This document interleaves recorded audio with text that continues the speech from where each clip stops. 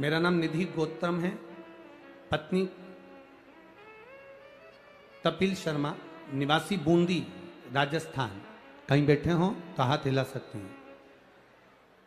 निधि गौतम, पत्नी कपिल शर्मा, बूंदी राजस्थान।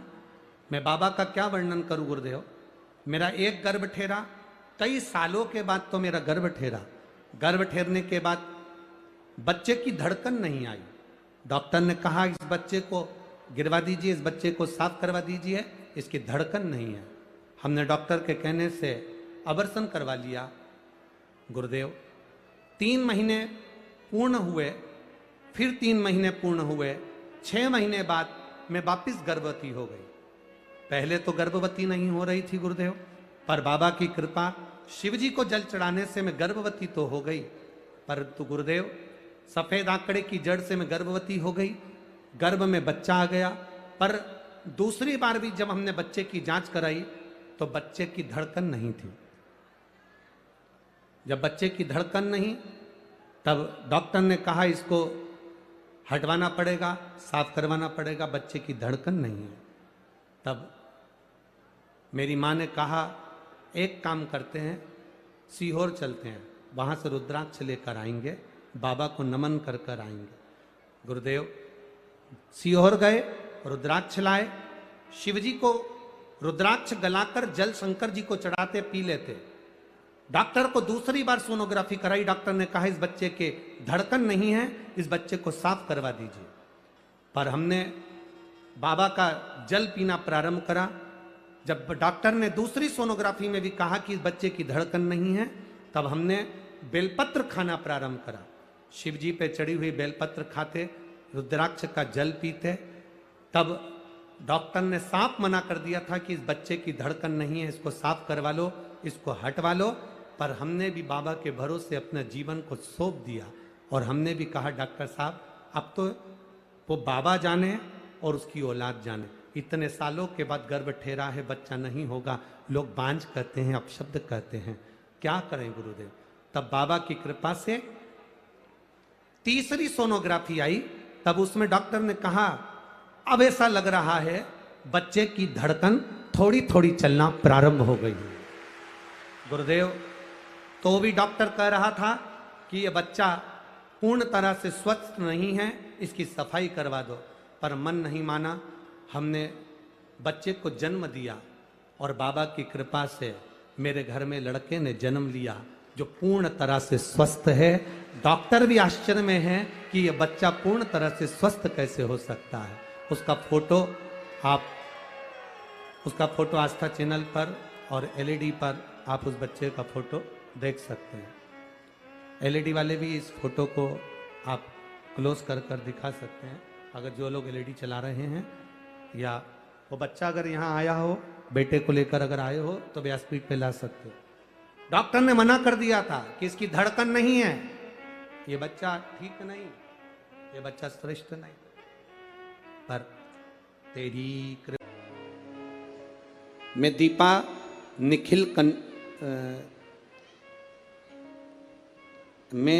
निखिल कनाटे, शांति नगर,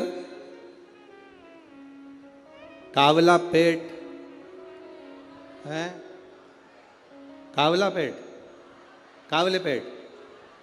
अरे तुम समझ गए ना, हाँ बस ठीक है। नागपुर मेरा प्लाट नंबर 143। बहुत जोरदार। कहीं बैठी हैं, कहीं बैठी हो तो हाथ हिला सकती हैं, कहीं पर बैठी हो तो हाथ हिला सकती हैं।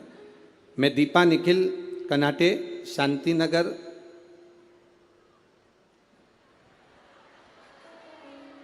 समझ जाओ, ठीक है, हाँ, कावलापेट, नागपुर, मेरा प्लाट नंबर 143।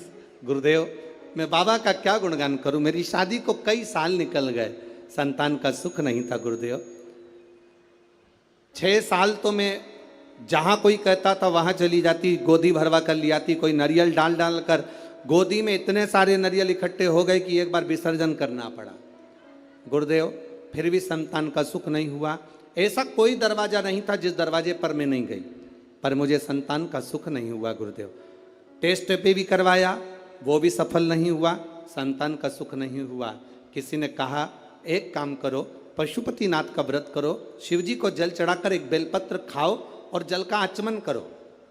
गुरुदेव बाबा का मैं क्या वर्णन करूं, पशुपतिनाथ का व्रत किया और बाबा की कृपा से तब भी मेरा गर्भ नहीं ठहरा। मेरे 5 व्रत पूरे हो गए, जब गर्भ नहीं ठहरा तो मैंने बाबा से प्रार्थना करी, बाबा तू सबकी सुनता है। वो सियोर वाला महाराज व्यासपीठ पर बोलकर कहता है तू 3 महीने में सुनता है, फिर मेरी क्यों नहीं सुना। बाबा मैं मंदिर से आ रही थी तो किसी एक महिला ने कहा कि तू एक काम करा कर, मंदिर में पोछा झाड़ू कर लिया कर। मैं मंदिर में सफाई करने लगी, झाड़ू लगाने लगी, पोछा लगाने लगी, मंदिर की बाल्टी में पानी भरकर रख देती, पूरे मंदिर को साफ करती।